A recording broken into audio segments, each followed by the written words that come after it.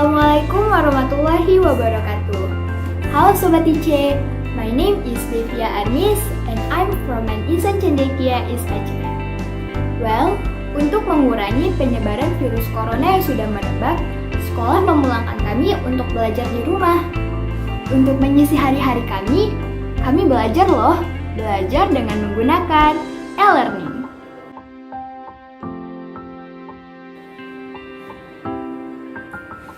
E-learning sangat membantu kami dalam proses belajar dan juga memahami pembelajaran. Because we can set our comfortable style and time to learning.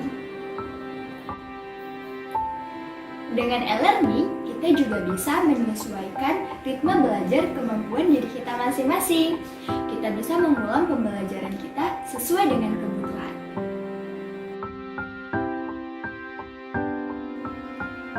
Nah teman-teman, kita juga tidak perlu loh memakai seragam sekolah.